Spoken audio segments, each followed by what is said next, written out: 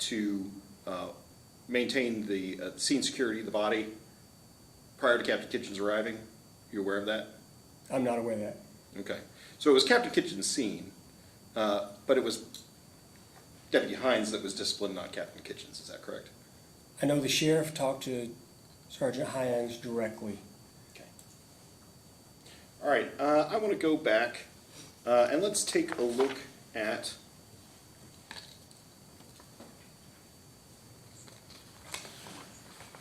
let's just take a look at Exhibit A.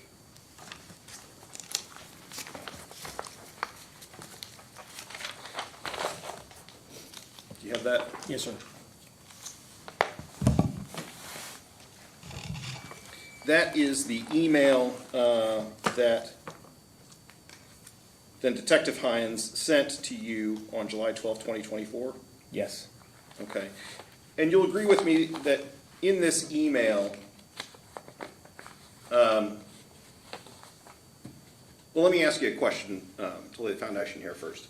How many people are in the CID office? So you have a sergeant and four detectives. Okay. How many were there at the time in July of 2024? The sergeant and four detectives. Okay. Now, in his email, he indicated being singled out for harassment. Correct. Okay. Do you have a copy of exhibit number?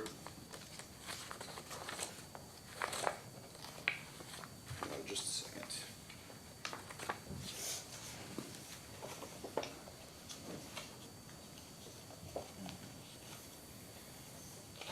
I'm not sure which exhibit it is. It's the one, the email that was, the subsequent email that was sent out by the sheriff. I'm sorry, which exhibit?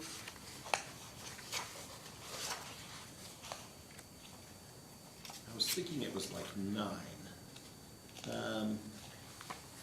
Do you have the email from Sheriff Hightower?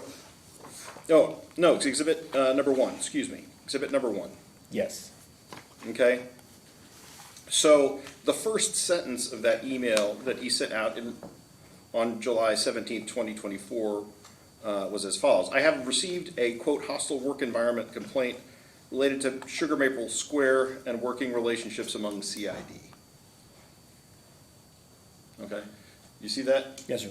Okay. Given that Sergeant Heyungs had indicated that he was being singled out for harassment, do you think that there was any confusion within the office as to who had submitted that complaint about a hostile work environment? Do I think there was any confusion? Yeah. Do you think everybody knew exactly who the sheriff was talking about? I'm not sure. I'm sure they knew via word of mouth, but I have no direct knowledge of that. No, sir. Okay. If you could please, I want to talk about, do you have Exhibit C?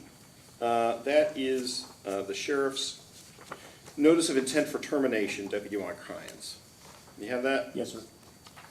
Okay. And if you take a look at the bottom of the first page, it has a list of all of the various infractions that Deputy Heyungs is being terminated for, correct? Yes, sir. Okay. February 6th, March 21st, 2025, May 17th, 2025. You'll agree that all of these occurred after he submitted that harassment complaint in July of 2024? Yes, sir. Okay.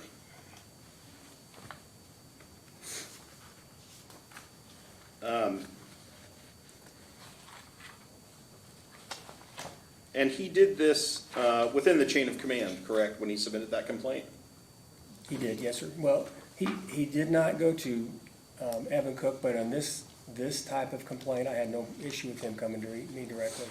Okay. He didn't go public with it or anything like that? No. Okay.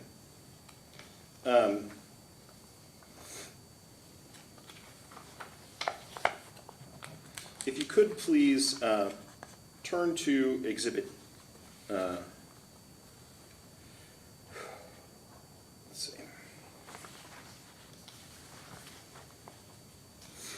If you look at Exhibit C,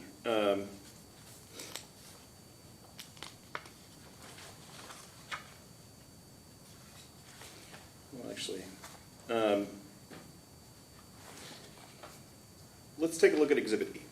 These are his performance evaluations for the last several years. You see those? Yes, sir. Okay. And as you take a look at them, will you agree with me? Let's take a look at the first one. May 1st, 2021 through April 30th of 2022. See that? Yes, sir. Okay. All of his marks were mostly in the excellent category, a few satisfactory and a few outstanding. Would you agree with that? Yes. Okay. And the supervisor comments state, Deputy Heyungs has done a great job this year in patrol. He does a thorough job investigating his cases, and his prior experience in CID is evident. When needed to help cover shifts, he readily has volunteered. Deputy Heyungs is mature and sets a good example for younger deputies by getting his work done and not complaining. When there is a problem, Deputy Heyungs is forward-thinking and often suggests suggestions on how to improve things rather than leaving them the same. Deputy Heyungs is an asset to the agency. You see that? Yes, sir. Did you agree with that assessment? I would agree. Okay. And if you look at the next evaluation, May 1st, 2022 through December 31st, 2022, again, all satisfactory, excellent, or outstanding marks, correct? Yes. And if you look at the supervisor comments, the last sentence there points out that should be noted Deputy Heyungs did play a role in saving a woman's life on October 1st after she overdosed and he administered Narcan.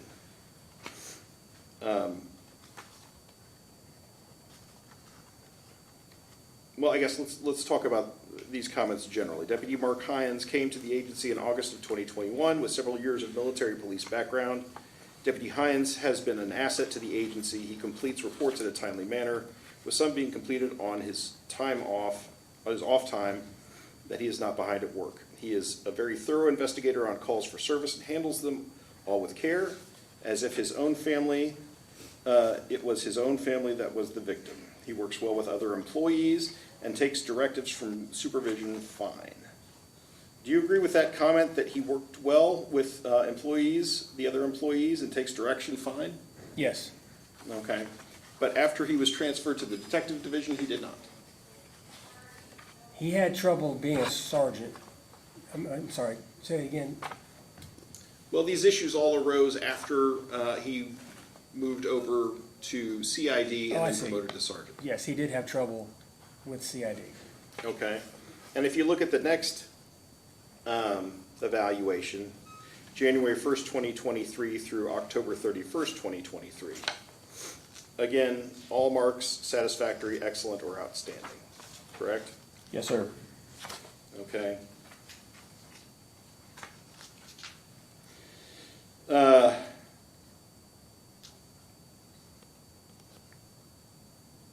This was about the time, let's see, it says Deputy Heyungs performed at overall excellent level during his time as a deputy during this evaluation year. Heyungs demonstrated strength in the areas related to investigations, case thoroughness, interviews, reports, etc. Heyungs was reassigned a few months ago from the patrol division to CID as a detective, which further shows the agency's recognition of his skills in those areas important to that assignment. Heyungs was an asset to the shift while working as a deputy, and I am confident he will prove beneficial to the agency for his new role as detective. So a positive review from his supervisor in that also. Correct? Yes, sir. Okay. Now let's take a look at the next one. November 1st, 2023 through October 31st, 2024. Okay. This period covers the year, you'll agree with me that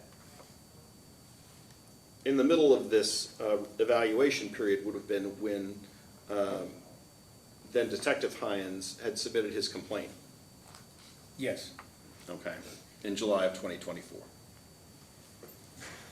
Okay. Now his supervisor was Detective Sergeant Evan Cook. And he gave him every mark excellent and outstanding, except for communicates effectively and appropriately with coworkers and supervisors. Okay? You see that? Yes, sir. So his only problem listed here was not his police work, but his interaction with other detectives. Yes, sir. Okay. And then in the comments, it says Detective Heyungs was assigned to the Criminal Division, Investigations Division, as a general detective for the duration of the evaluation period. During this period, Detective Heyungs investigated multiple felony level cases, many with successful prosecution. Detective Heyungs investigated one particular case involving a large number of victims that has taken an extended amount of time to investigate. Detective Heyungs was able to develop additional victims through his research and organize them, ensuring that each one received appropriate attention.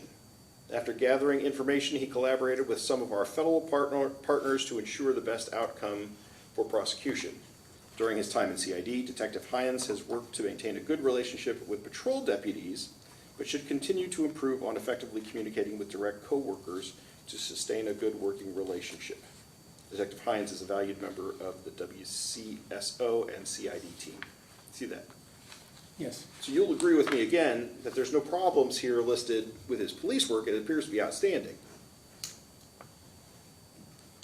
He got good ratings in all areas except and the other one was satisfactory in Right. the communication. Right. So the only issue was interpersonal relationships in the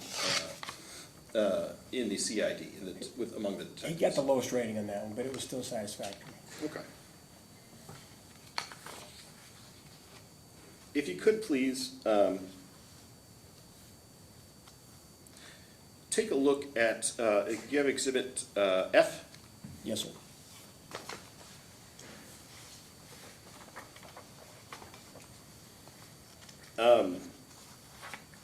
This is the notice of suspension with pay that was issued on December 7th, 2025. See that? Yes, sir. Okay. This was the first time he was suspended, Yes, sir. I believe so. and he was subsequently, that suspension, a few days later turned into a suspension without pay, Correct. and then into potential termination. Yes. Okay. Were you aware that he announced his candidacy for sheriff on December 4th, 3 days before this? I believe he filed to run because we knew he planned to run for sheriff long before this. Well, I believe he filed in late November. Does that sound right? I don't know the exact date, but I know it was prior to whatever date you just said. But the formal announcement was 3 days before he was suspended. I have no idea when he announced formally, but I know we knew well before he announced publicly. Okay. Can you take a look at Exhibit G? Yes, sir.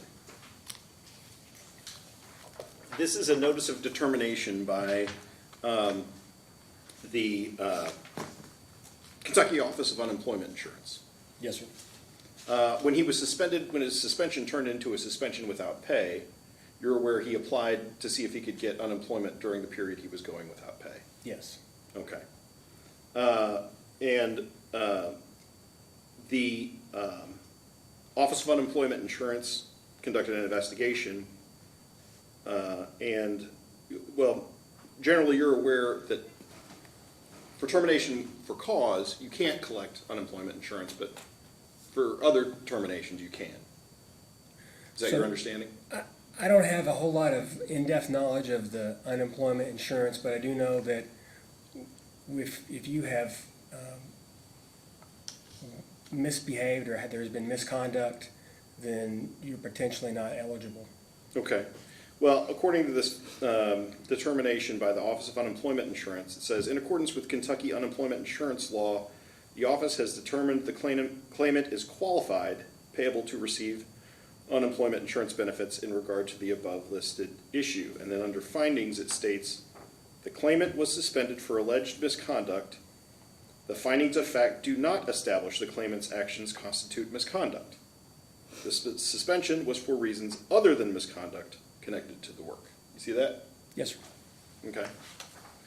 So an independent agency has conducted an investigation and concluded he was not fired for misconduct. guess I would say much like this, there is a hearing pending, so we are appealing that decision. Correct.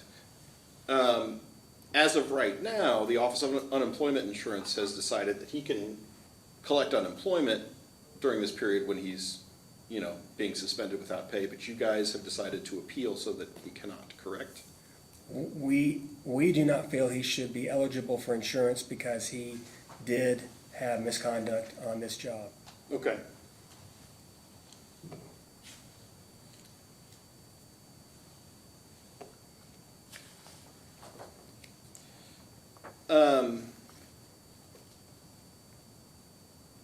Next, I would like to move to the issue of the cell phone process email. And that occurred on February 6th, 2025. That's about when it took place, correct? Yes, sir. Okay. Take a look at Exhibit H. Okay. This is the email from Detective Sergeant Evan Cook when the license expired so they could no longer process or cell phone data, correct? Yes, sir. Okay. And I just want to take a look at, he states at the beginning of the email, as of 9/26/2024, my Cellbrite license for doing phone extractions has expired. I'm currently unable to do any phone extractions. Been in contact with the Secret Service, who we have our license through to get this renewed, blah, blah, blah. And then towards the end there, the last, it looks like 3 or so sentences, it says, we have other options of getting these devices extracted. If it is something urgent, let me know, and we can figure out the best way to get it done depending on the circumstances. If it is something that can wait a little while, we may wait to see when our license gets renewed. It could take less time to wait instead of sending to a lab. Is this the policy that you're talking about that was in effect, the written policy? This was the plan. It wasn't a policy. It was a plan of how Okay. to handle these. Okay, but Deputy Heyungs was criticized for violating a written policy, correct? I mean, He was corrected. There was no disciplinary action. okay. And basically, if I look at this sentence here, it says, we have other options of getting these devices extracted. If something is urgent, let me know, and we can figure out the best way to get it done depending on the circumstances. Am I correct that this basically means if it's something that needs to get done, we can find somebody else to do the download? That was the plan, yes, sir. We had hoped this would be a very temporary situation with not being able to download the cell phones. Okay. And Deputy Heyungs, because of his 13 years as a detective and 20 years in the military police, he had contacts at Homeland Security, correct, where he could get those downloads done right away, correct? We had no problem with him leveraging resources. It just didn't need to supersede the plan that was in place where Evan Cook was the point of contact. Well, I guess I have two questions about that. First of all, didn't he speak with Detective Sergeant Evan Cook before he sent the email? I have no idea. Okay, you didn't ask him? This was something he sent out to the group. I don't have conversations with detectives about, or sergeant at that point. So all I knew is he sent out an email to the entire deputy group saying, here's the new plan. He didn't have authority to do that. Okay, but that's exactly what Detective Sergeant Evan Cook did. Evan Cook set up a plan for the downloads. Mark's email was a new plan. It was not authorized. Well, let's talk about whether it's a new plan. Because what it involves, as I said, was him providing the cell phones to Homeland Security so that they could do the examination, correct? I guess, yes, sir. Okay.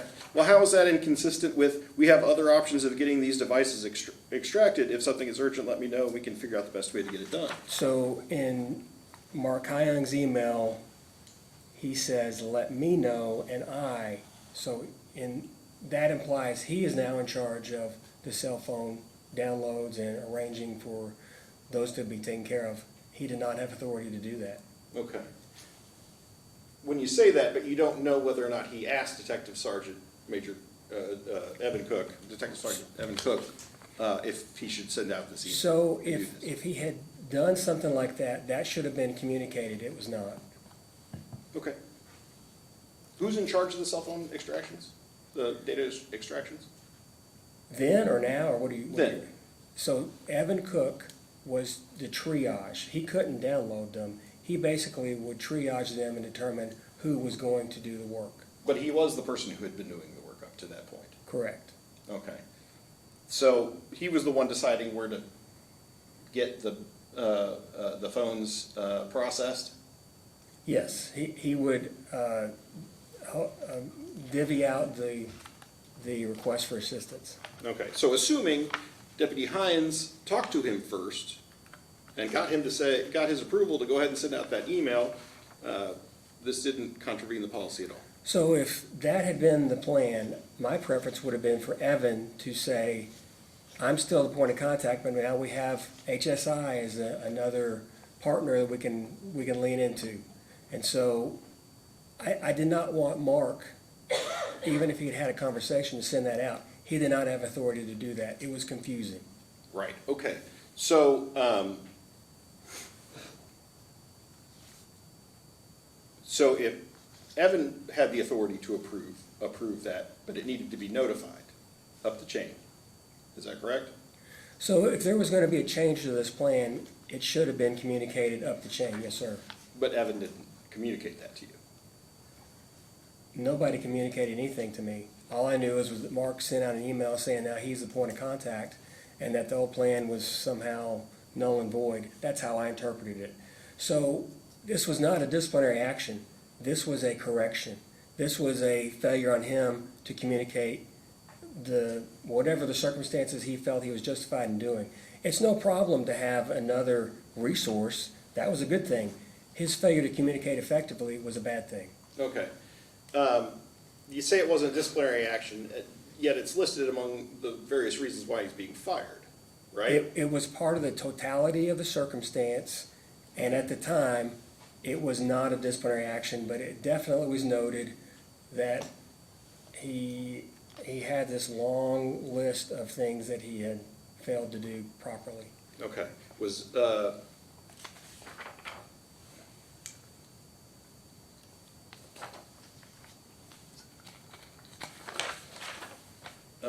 Detective Sergeant Evan Cook disciplined for not getting this new procedure approved? There was no discipline for anybody, so no. Okay.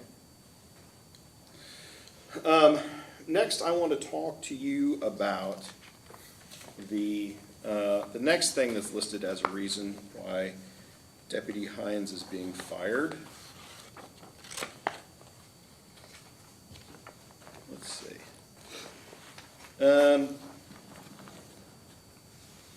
Well, let's talk about the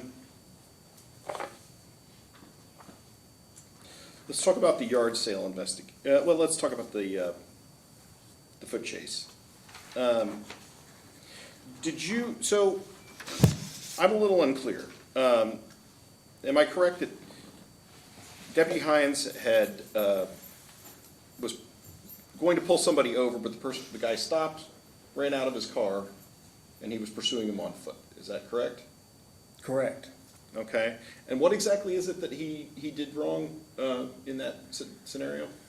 So when you have somebody that you're chasing, you have to give the location and then continual updates about the location. So the first problem was that Mark gave the wrong location, and then he failed to communicate anything else. You're supposed to give a description of the person. You're supposed to give the reason for your chase. You're supposed to give whether or not you think they're armed. There's specific things in policy that are required because it is a high liability incident. Plus, everybody's going to be responding to you as quickly as they can, and it helps them to know that you're okay. And then he didn't answer when you tried to call him? It wasn't just me. He didn't answer the dispatch. He didn't answer other deputies. It was Okay. radio silence. Okay. Now, this guy had stopped his car, jumped out, and ran into a daycare, correct? He initially ran through Enterprise Rental Car, and then he apparently went into daycare, yes, sir. Okay. Is it your understanding that at the time you tried to call Deputy Heyungs, he was actually physically arresting the guy? No, he was not. When I watched the body camera, he was still searching for the suspect. He had no clue where he was at. Okay.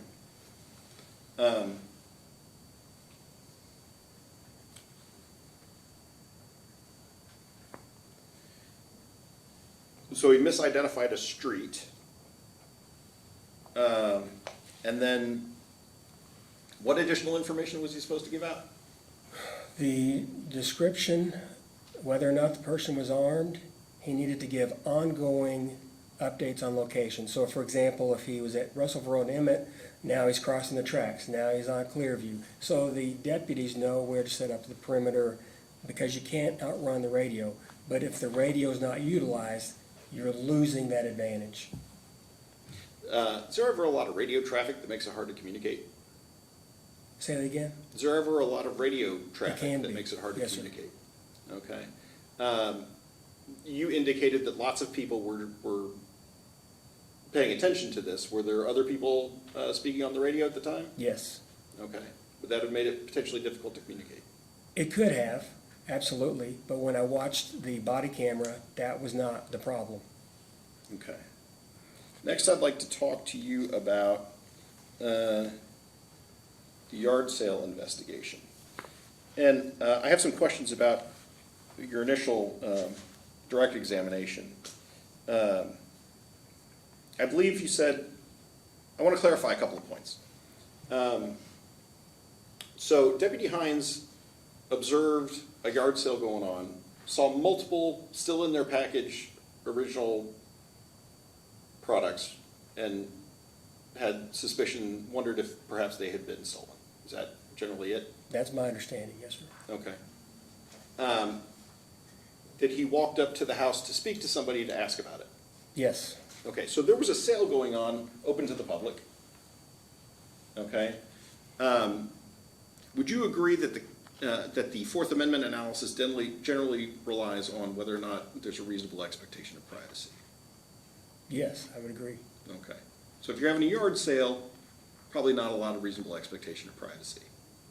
I don't disagree with that. Okay.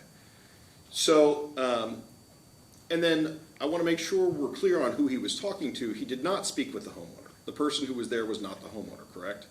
Correct, it was a person in charge of the yard sale. Okay. Okay. Did he conduct any kind of a search? He walked through the yard sale and took pictures, I believe, but he didn't search.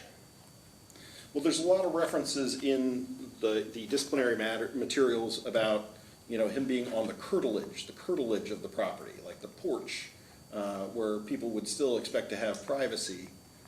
You familiar with that term, curtilage? Yes, sir. Okay. But that's only applicable if you're talking about a search. He didn't look in the windows or anything like that, did he? He was on the curtilage after he had no reasonable expectation, justification to be there, and he was asked to leave. He refused to do so. Okay. You're familiar with Terry stops? You have to have a reasonable suspicion to temporarily detain? I'm familiar with Terry stops, yes, sir.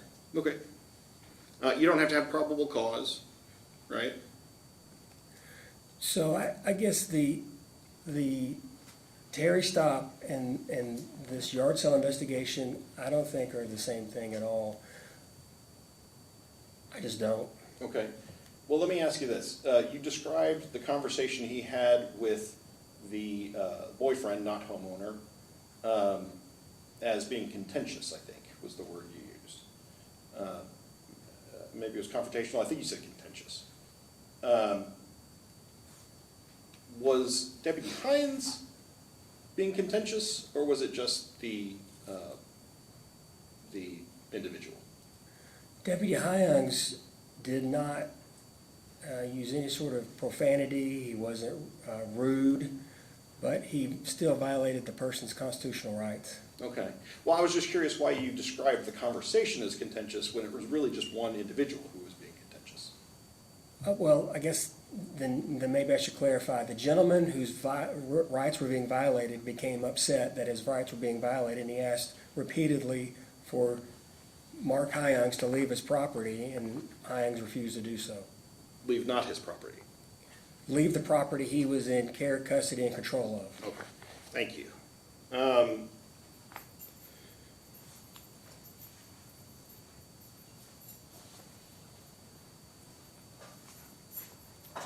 The next issue I want to talk about is what you refer to as the intoxicated detective investigation, August 1st, 2025. And you picked that date, August 1st, 2025, because that's the date that I sent you a letter, correct? Yes, sir. By you, I mean the sheriff's office. Yes. Okay. And in that letter, I cited case law explaining why there was no Fourth Amendment violation in our view for the yard sale issue, correct? Yes, sir. All right. And in a footnote, which you read earlier, I indicated that Sergeant Heyungs was concerned about whether someone might be drinking on the job. Okay? Yes. Now, you subsequently referred to that, well, and then after that, Exhibit K, that was my, Exhibit J was my letter. Okay? See that? Yes. Exhibit K was a letter from an attorney that was hired by the sheriff's office to respond. Matthew Cook. Yes, sir.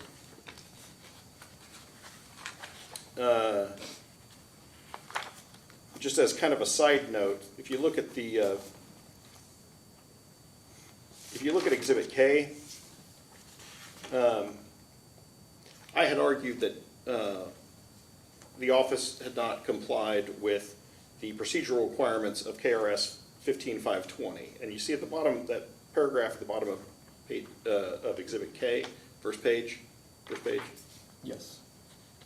The attorney for the sheriff's office states, in addition, this is not a situation where KRS 15.520 applies. Again, there was no disciplinary action taken against Sergeant Heyungs. Correct? Correct. I just want to point out, but it is one of the reasons why he's listed for why he's being fired, correct? Yes, sir. It's the totality of the circumstance of his tenure as a employee. Okay. I had filed a letter asking that this disciplinary action against him over the yard sale be removed from his file, and the response was, it's not a disciplinary action, correct? And That's what, yes, sir. okay, but it's being cited as a reason why he's being fired.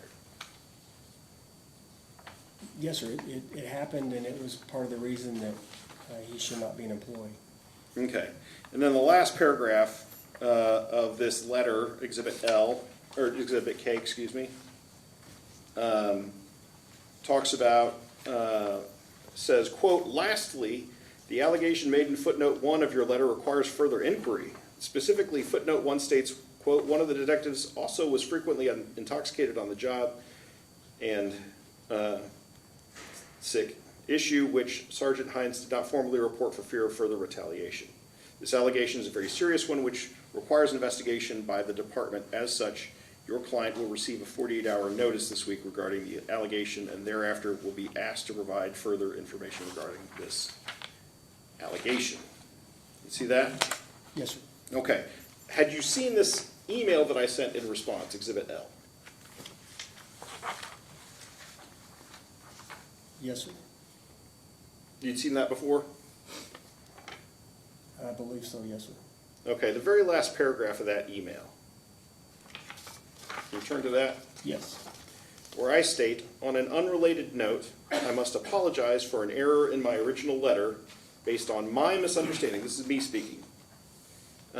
In my original letter, based on my misunderstanding of information conveyed to me by my client, Sergeant Heyungs has no proof that an individual in the CID department was drinking on the job. He conveyed to me that he had such a suspicion, but did not have anything concrete and did not intend for me to convey that as an allegation he wanted to assert.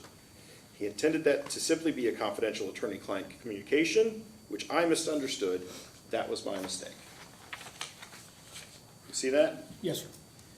So several times during your direct examination with counsel, you referred to Detective Heyungs' allegation.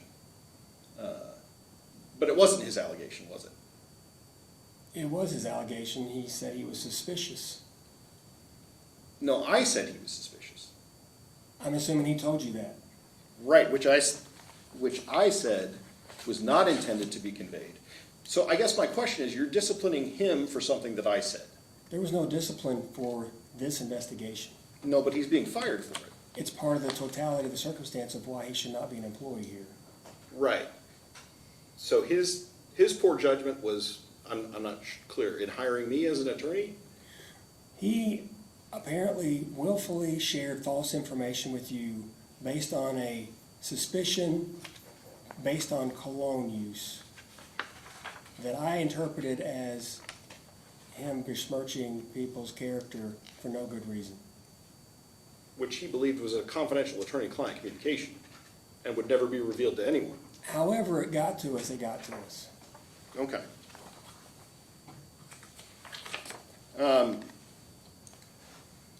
All right, let's turn to the next one.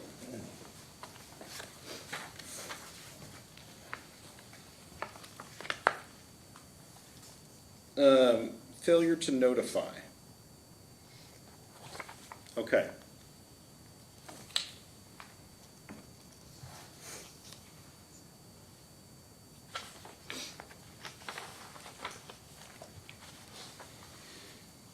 I want you to turn to Exhibit M.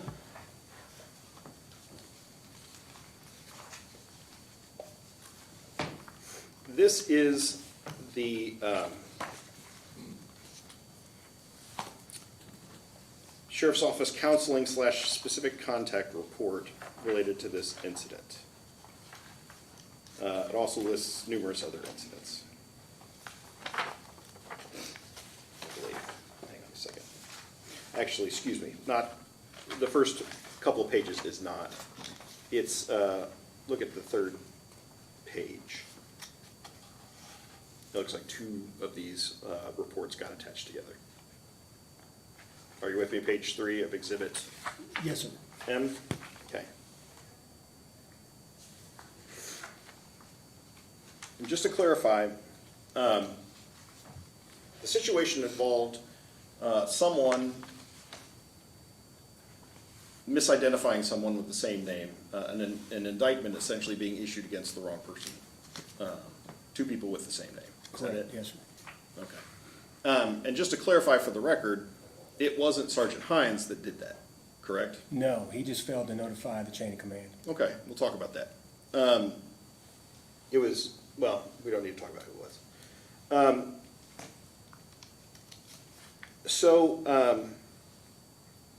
How long did he go between when he was notified and the point at which he was contacted about not reporting it up to chain of command?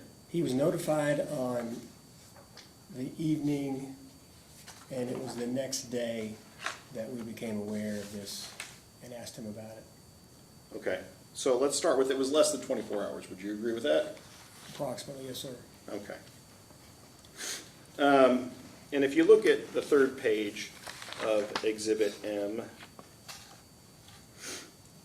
you state his failure to notify immediately is a violation of Code of Conduct Policy 12.1.1 and 12.161. See that? Yes, sir. Okay, so those are the two policies he is accused of violating. You look at Exhibit N.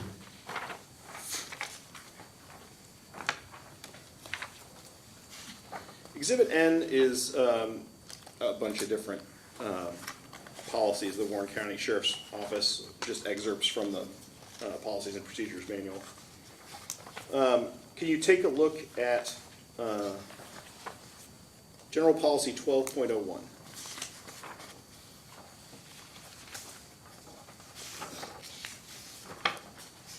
Specifically 12.1.1.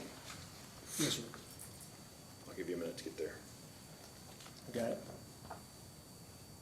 Okay, so this is the first policy he's accused of violating. 12.1.1, it states, members shall not commit any acts or omit any acts that constitute a violation of the rules, regulations, procedures, policies, directives, or orders of the office. Yes, sir. Okay. Essentially, it says it's a violation of the rules to violate the rules. Would you agree Yes. with that? Okay. That's not particularly helpful, so let's look at the other one you cited.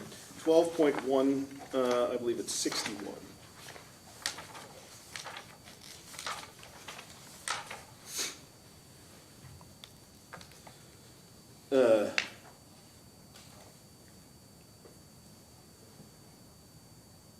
It says, members of the office shall immediately report to their supervisors all information they acquire concerning crimes or criminal conditions. Yes, sir. Okay. Was this officer, I guess it was Bickford, Deputy Bickford, was there information that he had committed a crime? This policy refers to circumstances that should be immediately reported, and the crimes and criminal conditions was part of the false indictment circumstance that needed to be notified to chain of command.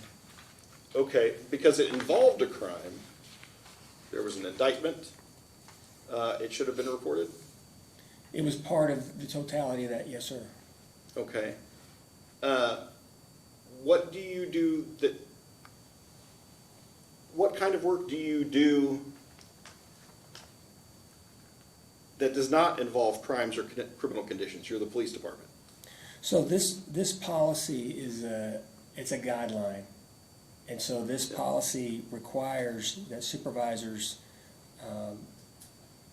and deputies report to their supervisors. So this policy fit that violation. Okay. I guess you don't interpret that rule to mean if a employee of the office has committed a crime, you have to report it immediately. We don't have, policies are guidelines, they're not specific. So we don't have a policy that says if you fail to notify your supervisor, then you're wrong. So this policy encompasses a lot of different things. Okay. Well, let's take a look at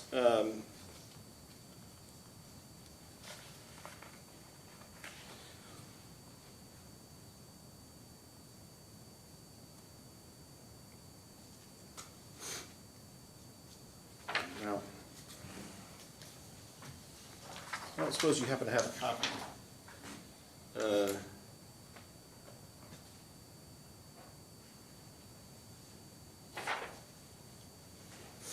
Well, Yeah, 12.02. I'll tell you what, why don't you look at policy 11.02. If you turn to the second page of that, it talks about complaints against individuals within the office. Yes, sir.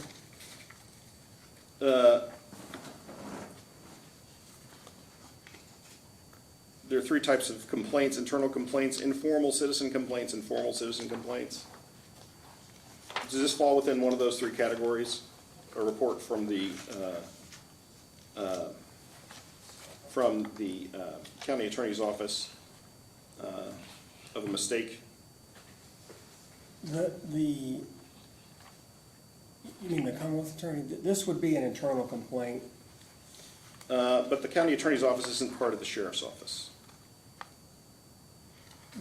The problem was internal to our employees. Okay. Well, I guess what I was looking at,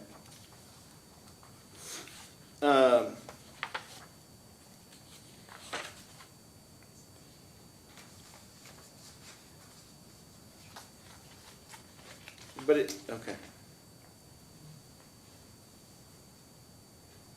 I was looking at section 2, informal citizen complaints. Remember, the county attorney's office is not a member of the sheriff's office, so they would be a citizen. You look at subpart 2 there.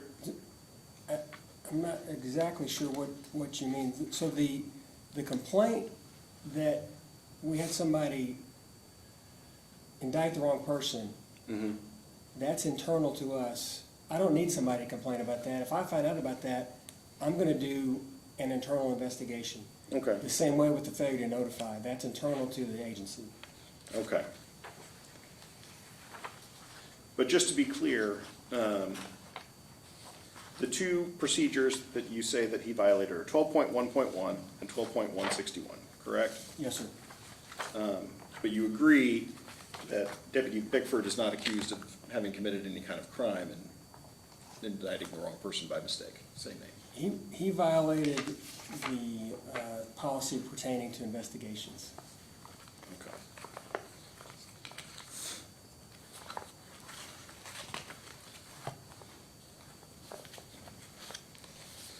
If you could please, let's see.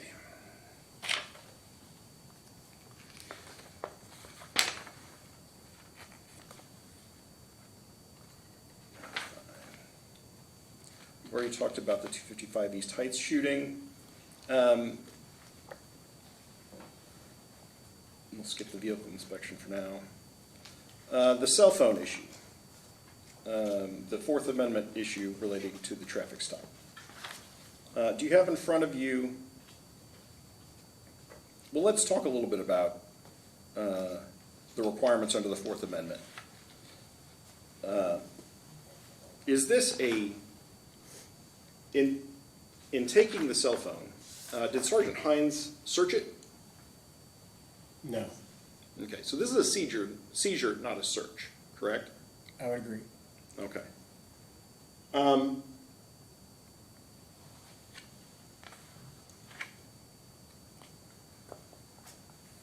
In general,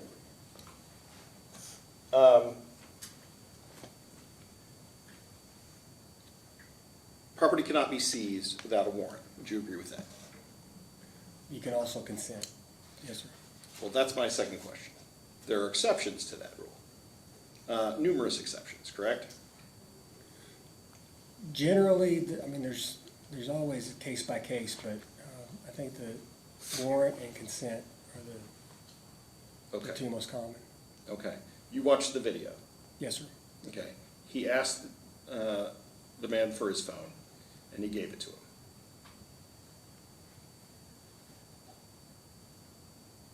Correct? He said, "Can I see your phone?" And the gentleman hung up the phone and handed the phone to him. Okay. Did the gentleman ask for his phone back? I don't know that he had an opportunity to. Okay. Well, let me ask you this. Take a look at exhibit. What do you mean you don't know that he had an opportunity to?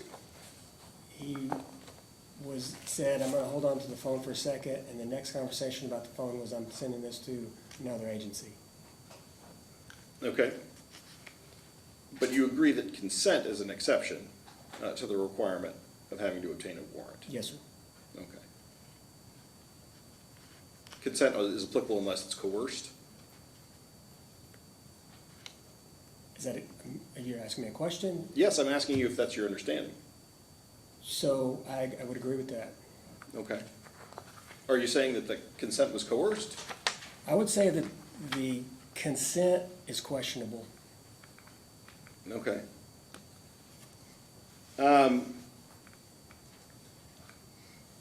So take a look at Exhibit O.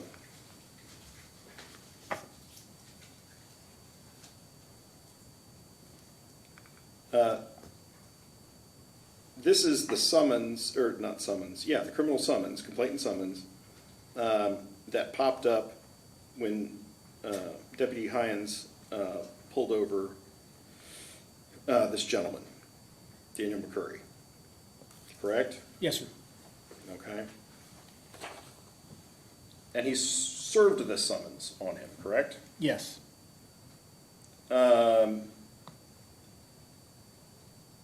If you could I'm just gonna, you have to indulge me for a moment. Here's what the affidavit that supported the criminal complaint states. Well, I'm gonna just kind of summarize it. This person was duct taping a cell phone in a women's bathroom at Western Kentucky University, correct? That's what the summons says, yes, sir. Okay. And WKUPD had the phone, obviously, because someone found it, and they saw videos of this gentleman looking at another phone, checking to see if it was properly positioned. Here, rather than phrase that as a question, I'm just going to read this. The last few sentences where it says, "These videos documented," you see that? Yes, sir. These videos documented the camera, these are videos on the phone that they had in their possession. So these videos documented the camera being set up by the defendant and adjusted underneath the sink of the shared bathroom. Several recordings showed the defendant, while fully clothed, entering the shower and sitting on the toilet. In some clips, the defendant appears to be using another phone to review what was being captured by the camera. He is also seen returning to the device, adjusting its positioning. The defendant is clearly captured in the videos and was identified by the affiant as the defendant. See that? Yes, sir.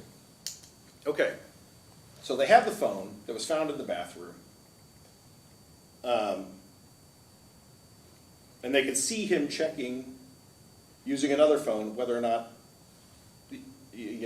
whether the angle was correct. Is that right? That's what the summons says, yes, sir. Okay. So, would you agree that Deputy Heyungs, sitting in his patrol car, having pulled this person over with an unserved criminal complaint, is aware that WKUPD has custody of one phone, but not the second phone? I don't agree that there's any indication that the other phone is wanted or needed or any description of this other phone. Okay. You don't think that would be evidence? I don't know from this summons that there's any request from WKUPD to find this other phone. I think it's a stretch to think that a phone on the side of the road 9 months later is the same phone that's mentioned in the summons, and also there's no indication that they haven't already looked at this other phone. Okay, fair enough. But you'll agree that it's clear that they did have one phone at least. They did a forensic analysis on, or a forensic examination on the recovered cell phone, that's what it says. Okay. And you'll agree that this, at the time that Deputy Heyungs was sitting in his patrol car, this was unserved? Correct. Okay. So he knows that this person has not yet been formally notified that he's been charged with this crime? Correct. His summons had not been served, and he served the summons. Okay. So right now, he's in this person, defendant, he's already a criminal defendant, is in possession of a phone with potential evidence. He's unaware that he's been charged with a crime, and he's about to be notified that he's been charged with a crime.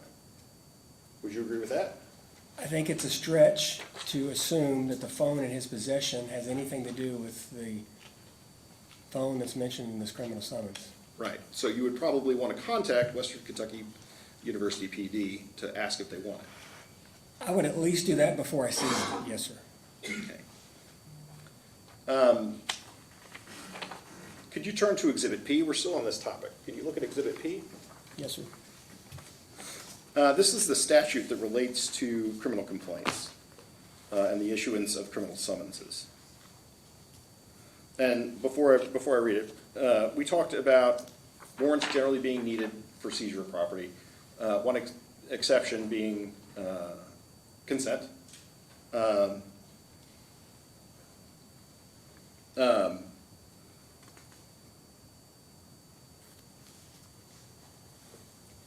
Another exception, would that be if there's probable cause to believe that the item was evidence of a crime? If you have probable cause, yes, sir. Okay. So take a look at the statute. It says, this is the procedure for how you issue a criminal complaint and summons. It says, if from an examination of the complaint it appears to the judge for clerk authorized to issue warrants pursuant to KRS 15.725.5, that there is probable cause to believe that an offense has been committed and that the defendant committed it, the judge or clerk shall issue a warrant for the arrest of the defendant, except in the case of offenses for which a summons is mandatory, blah, blah, blah. Except that a summons may issue instead of a warrant if there are reasonable grounds to believe the defendant will appear in response, or if the defendant is a corporation. So, in order for a criminal complaint and summons to issue, a judge has to have found that there is probable cause to believe that a crime has been committed, correct? Yes, sir. So, Deputy Heyungs, sitting in his patrol car, knows for a fact that there is probable cause to believe that a crime has been committed, correct? Yes, Because this gentleman is already a criminal defendant. yes, Okay. And the summons specifically mentions 2 cell phones. Correct? of unknown model, make, color, any description at all. Right. Which, again, would be a good reason to contact WKUPD. Maybe before you seize the phone and deprive him of his property. He did get a call back, didn't he, about whether they wanted it?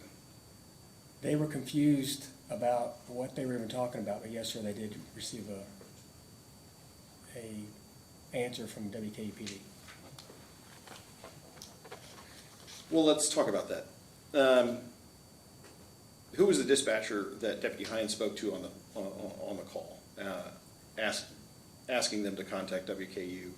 Anissa Mustafic was the dispatcher who was interacting with him on the call for service, the traffic stop. And then who actually contacted WKUPD? So Anissa called them initially. When Western called back, they talked to Sarah Davis. Okay.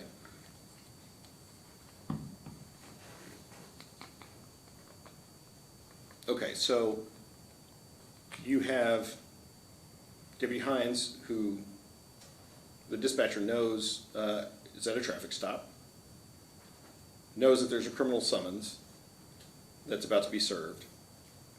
He asks, contact WKUPD, find out if they want this phone. I've got it in my possession. Okay? How the conversation goes from there, when it goes from the Warren County Sheriff's Office dispatcher to the WKU PD dispatcher to the chief of police of the WKU PD, that's not really his fault, is it? His fault was seizing a phone. He had no legal justification to seize. The second fault was not explaining exactly what was going on.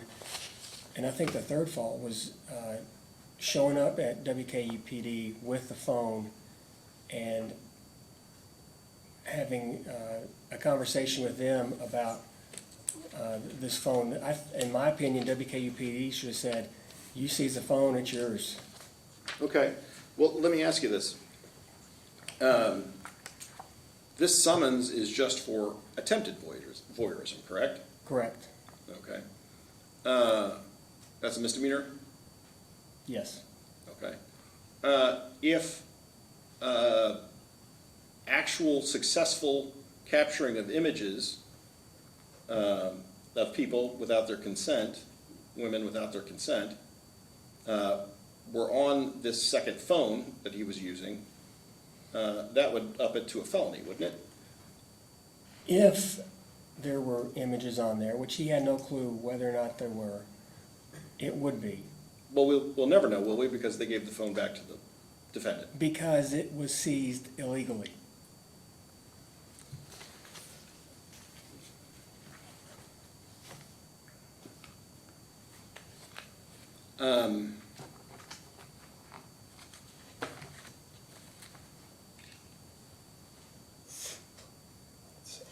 Give me a moment, Sheriff.